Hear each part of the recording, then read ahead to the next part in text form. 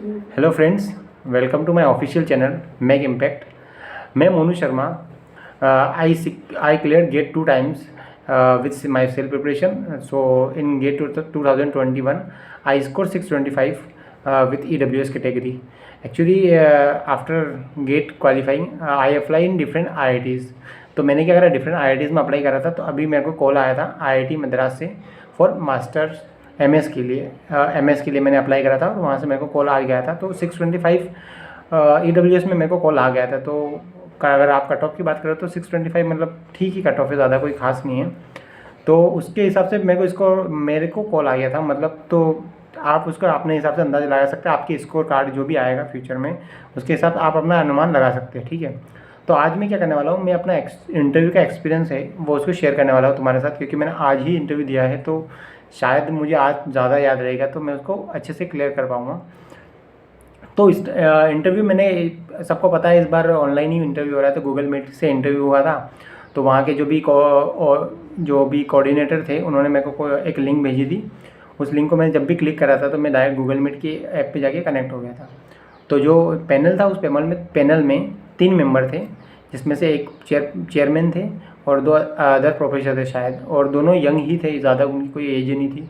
क्योंकि अपना यही मिथ रहता है कि भाई IIT मद्रास है तो मतलब बहुत ही अच्छे वाले प्रोफेसर आएंगे या वो बहुत ही डीप में पूछेंगे। तो ऐसा कुछ नहीं था, मेरा एक्सपीरियंस तो ऐसा कुछ नहीं रहा। तो बेसिकली उन्होंने सबसे पहले मेरे से, जो चेयरमैन थे, उन्होंने पूछा कि तुम्हारा ID वाईडी बताओ। तो मैंने ID वाईडी बताया था, जो भी आधार कार्ड रहता है जो भी बता दिया था। उसके बावजूद मैंने क्या करा था, उसके बाद मेरा क्या हुआ, फिर चेयरपर्सन ने बोला कि चलो इंट्रोड्यूस यूर सेल्फ। और ये इंट्रोडक्शन इसीलिए था कि शायद मैं अपने आप को रिलैक्स फील करवा सकूँ, ताकि मतलब ऐसा नहीं लगे कि यार मैं IIT मद्रास के प्रोफेसर के सामने बैठा हूँ। तो ऐसा उनका वो था कि अगर मैं सेल्फ इंट्रोडक्शन दूंगा तो कहीं ना कहीं मैं रिलैक्स फील हो जाऊँगा। उसके बाद इंटरव्यू आगे चलाया था। उसके बाद उन्होंने, जो सेकेंड मेंबर थे पैनल के, उन्होंने मेरे से क्वेश्चन पूछा कि which is your favourite subject. तो मेरा फेवरेट सब्जेक्ट मैंने बताया था स्ट्रेंथ ऑफ मटेरियल, क्योंकि मैंने डिज़ाइन के स्पेशलाइजेशन पे अप्लाई करा था। तो मेरे को लगा था कि डिज़ाइन वाले सब्जेक्ट बताने थे, तो मैंने वहाँ पे उनको बताया strength of material, machine design. उसके बावजूद मैं strength of theory of machine भी बता सकता था। मैंने थ्योरी ऑफ मशीन भी कंप्लीट कर लिया था, वाइब्रेशन कंप्लीट कर रखा था पूरा। तो पर मैंने 2 ही बताया, तो उन्होंने क्वेश्चन भी दोनों से, जबकि उन्होंने क्वेश्चन 2 से पूछे ही नहीं, उन्होंने स्ट्रेंथ ऑफ मटेरियल में ही ले लिया था पूरा, कि स्ट्रेंथ ऑफ मटेरियल से स्टार्ट करा था उन्होंने। तो जो पहला क्वेश्चन उनका ये आया था कि स्ट्रेंथ ऑफ मटेरियल में तुमने मोहर सर्कल का नाम सुना है? मैंने कहा जी सर। तो उन्होंने मोहर सर्कल से कुछ क्वेश्चन आए थे। तो मोहर सर्कल से क्वेश्चन कुछ नहीं थे, मतलब ऐसा कोई डीप में क्वेश्चन नहीं पूछा था उन्होंने सिंपल क्वेश्चन ये पूछा था कि how to draw Mohr circle. सबसे पहला उन्होंने केस दे दिया था कि if there is a compressive axial uniaxial load, तो उसके लिए मोहर सर्कल ड्रॉ करना था। तो सबसे पहले मैंने उसका मोहर सर्कल ड्रॉ करा। फिर उन्होंने पूछा कि how you have to draw this. मतलब मेरे को पता था, क्योंकि मेरे को मोहर सर्कल का पता था कि जैसे वो अपन बोलते हैं ना कि गेट के लिए अपन रट लेते हैं, अपने को पता ही होता है कि यार ये लोडिंग होगी तो इसके लिए ये अप्लाई कर, ये ऐसे बनेगा डायग्राम। तो मैंने बना दिया था। उसके बाद उन्होंने पूछा कि कैसे ड्रॉ करा, मतलब कहाँ से शुरुआत करें। तो फिर मैंने उन्हें बताया कि सर कंप्रेसिव टेंस, ये यूनिएक्सियल लोडिंग था, तो ऐसे वैसे, मतलब तुम्हें सबको पता है ये कि क्या प्रोसीजर है। तो इतना बताया मैंने। उसके बाद उन्होंने एक और मोहर सर्कल का कंडीशन दे दिया, क्योंकि उन्होंने सिंपल मोहर सर्कल बनवाया था। फिर उन्होंने दे दिया कि 2 टेंसाइल थे, पॉजिटिव बोला था कि पॉजिटिव स्ट्रेस है दोनों डायरेक्शन में, एक्स वाई डायरेक्शन में, और एक शेयर स्ट्रेस का भी कंडीशन दे दिया था, मतलब biaxial loading with shear stress also there. तो उसका भी मोहर सर्कल बनाया मैंने, क्योंकि वो भी मेरे को याद था, तो उसको बनाने में कोई इशू था नहीं मेरे को भी। उसके बाद क्या हुआ था कि उन्होंने फिर वही क्वेश्चन पूछा कि कैसे ड्रॉ करा। मैंने कहा सर ये पॉइंट थे, इन पॉइंट को मैंने पहले मोहर सर्कल में नोट करा। उसके बावजूद फिर मैंने एक उसका सेंटर पॉइंट, उसको जो शेयर स्ट्रेस की डायग्राम की जो लाइन थी उनको कनेक्ट करके पूरा सर्कल ड्रॉ करा। और फिर उन्होंने क्वेश्चन पूछा कि सेंटर कैसे फाइंड करा, कहाँ से सेंटर फाइंड करा तुमने, ये कैसे बता दिया कि यही इंटरसेक्शन पॉइंट C ही जो सेंटर है वो सेंटर ही कैसे आया। तो ये बेसिक क्वेश्चन पूछे थे। तो बस यही क्वेश्चन थे। फिर उन्होंने 3 डायमेंशनल स्ट्रेस कंडीशन ऑल्सो दे दी थी कि भाई तुम्हें 3 डायमेंशनल लोडिंग दे दी, उसमें शेयर स्ट्रेस की कंडीशन भी दे दी थी कि इसका मोहर सर्कल बना सकते हो। तो मैंने क्या करा, मैंने कहा मेरे को पता था, तो मैंने उसका बेसिकली बता दिया था उन्होंने कि सर ऐसे ऐसे हम ये करते हैं। तो वो शायद हो सकता है कि उन्होंने वो पॉइंट मेरा गेट कर लिया और उनको लगा कि हाँ इसको थोड़ा बहुत नॉलेज होगा, मतलब। तो उन्होंने बोला कि चलो ठीक है, ओके ओके ठीक है। उसके बाद उन्होंने फिर क्वेश्चन आया था मेरा शेयर फोर्स और बेंडिंग मोमेंट डायग्राम से, तो उन्होंने बोला कि तुमने शेयर फोर्स डायग्राम का नाम सुना है, शेयर फोर्स और बेंडिंग मोमेंट डायग्राम भी पढ़ा होगा। मैंने कहा सर। उससे क्वेश्चन आया था, उन्होंने पहले ये क्वेश्चन पूछा था कि अगर मैं तुम्हें बेंडिंग मोमेंट डायग्राम दे देता हूँ तो क्या तुम उससे शेयर फोर्स डायग्राम बना सकते हो। तो उससे रिलेटेड क्वेश्चन थे, तो मैंने कहा ठीक है। फिर उन्होंने एक कंडीशन दी थी उसके अंदर ही कि शेयर फोर्स डायग्राम और बेंडिंग मोमेंट डायग्राम बनाओ तुम। तो एक उन्होंने कंडीशन दी थी कि ये तुम्हारे पास कैंटिलीवर बीम है और उसके सेंटर में एक वो कंसंट्रेट लोड लगा हुआ था।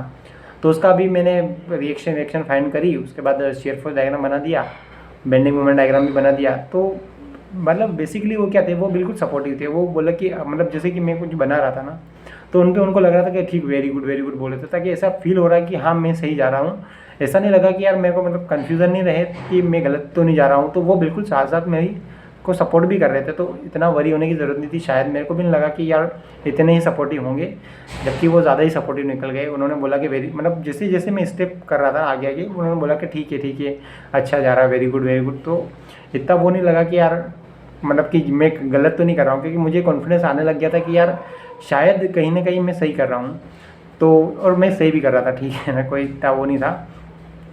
फिर उन्होंने एक और क्वेश्चन पूछा था कि वही कैंटिलीवर बीम में कंसंट्रेट लोड सेंटर पे लगा हुआ है, और जो एंड से लेकर उस सेंटर कंसंट्रेट लोड मतलब राइट साइड से कंसंट्रेट लोड जो लगा था उसके राइट साइड से हमने एक यूनिफॉर्म डिस्ट्रीब्यूटेड लोड लगा दिया था, तो उसका भी शेयर फोर्स और बेंडिंग मोमेंट डायग्राम बनाओ। तो सेम वही मैंने रिएक्शन फाइंड करी मोमेंट की, और रिएक्शन आ रहे वर्टिकल रिएक्शन फाइंड करी वहाँ पे, और वही शेयर फोर्स डायग्राम बनाया। और जैसे शेयर फोर्स डायग्राम बनाया तो उन्होंने बोला वेरी गुड। तो मुझे लगा कि हाँ मतलब सही, मतलब मेरे को पता था कि शेयर फोर्स डायग्राम बनाना ही है, तो अब आता ही है, इतना तो बेसिक ही था। तो उसको बनाया मैंने। फिर उसके बाद फिर बेंडिंग मोमेंट डायग्राम की तरफ मैं प्रोसीड करा। तो बेंडिंग मोमेंट डायग्राम का जो यूनिफॉर्म डिस्ट्रीब्यूशन लोड था उसका एक पैराबोलिक कर्व जाता है, तो वो पैराबोलिक कर्व मैंने बना दिया। और with the help of stress shear force diagram मैंने उसको समझा दिया कि सर ये शेयर फोर्स की वैल्यू जब राइट साइड से लेफ्ट साइड तक मूव कर रहे हैं तो वैल्यू शेयर फोर्स की बढ़ रही है, तो स्लोप ऑफ बेंडिंग मोमेंट भी बढ़ेगा। तो ऐसा मैंने उनको एक्सप्लेन करा, तो उन्होंने बोला कि वेरी गुड अच्छा, ठीक है, ये भी सही है।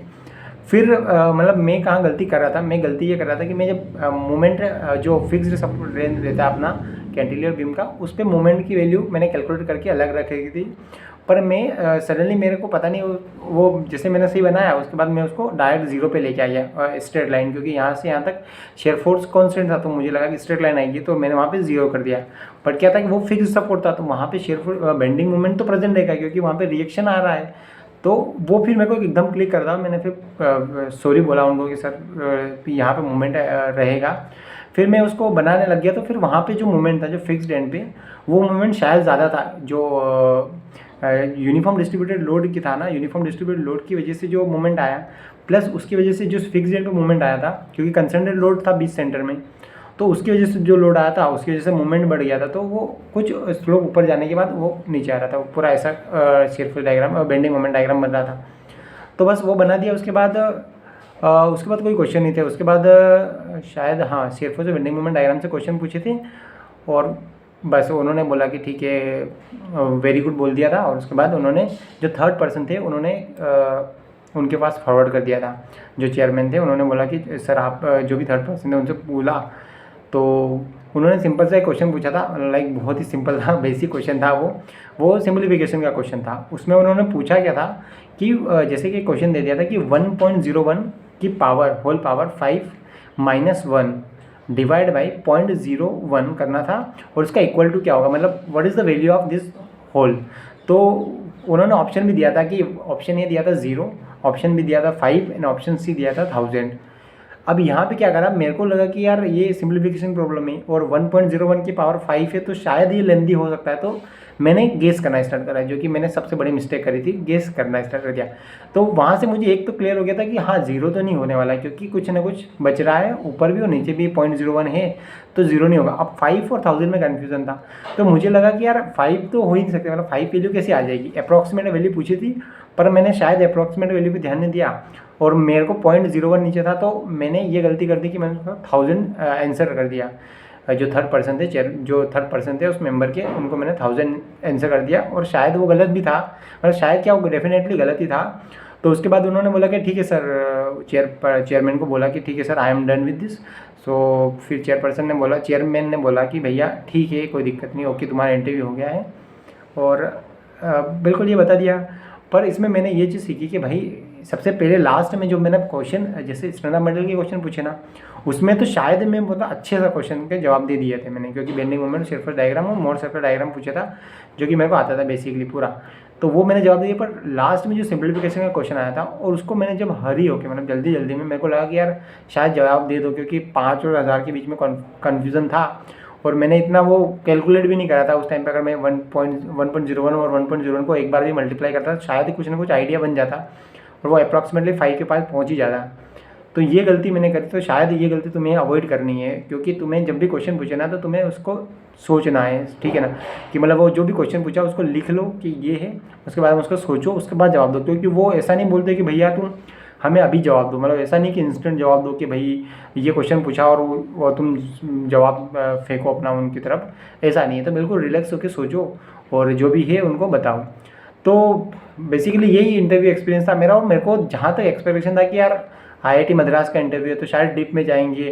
मैंने मॉक भी दिए थे बेसिकली ऑनलाइन, तो मेरे को जहाँ तक अंदाज़ था कि कुछ डीप में जाएंगे वो, पर ऐसा कुछ गया नहीं, क्योंकि पता नहीं क्या टाइम का कंस्ट्रेंट होगा, या उनको पता नहीं, जो भी क्राइटेरिया उनका होगा जो भी, तो सिलेक्शन क्राइटेरिया अभी तक उन्होंने बताया नहीं। अभी तक तो कोई, जैसे आज ही इंटरव्यू हुआ मेरा, तो अभी मेरे को थोड़े दिन बाद पता चलेगा कि हुआ कि नहीं हुआ सिलेक्शन। बट ये मेरा एक्सपीरियंस था, तो शायद मुझे लगा कि ये शेयर करना चाहिए, क्योंकि शायद वो कहीं ना कहीं तुम्हें आगे बेनिफिट होने वाला है। कहीं ना कहीं तुम जब भी जाओगे, या तुम जब कॉलेज में भी इंटरव्यू देने जाओगे, या रिटर्न टेस्ट जब देने जाओगे, तो तब रिटर्न में तुम्हें एक आइडिया बनेगा कि किस टाइप की, जैसे रिटर्न में वो टेक्निकल के क्वेश्चन पूछेंगे, तुम्हें एप्टीट्यूड के क्वेश्चन पूछ सकते हैं, क्योंकि ये एप्टीट्यूड का क्वेश्चन होना था मेरे लिए, जो लास्ट में सिंप्लीफिकेशन का क्वेश्चन था ना, वो शायद एप्टीट्यूड का क्वेश्चन ही तो था।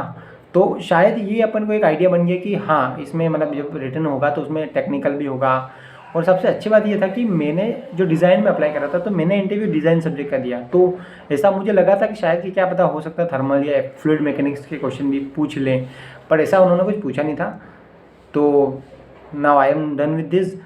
So thank you so much. अगर आपको ये अच्छा लगा हो तो अपने दोस्तों के साथ शेयर करो, और बताओ अगर कुछ क्वेरी है तो भी। अगर मुझे, मैं अपने लेवल पर, जो भी मेरे फ्रेंड, बहुत सारे फ्रेंड ने भी इंटरव्यू दिया है, तो मैं उनसे भी बात करके तुम्हारा क्वेरी का जवाब दे दूँगा। Thank you so much, and like and subscribe to my channel. Thank you.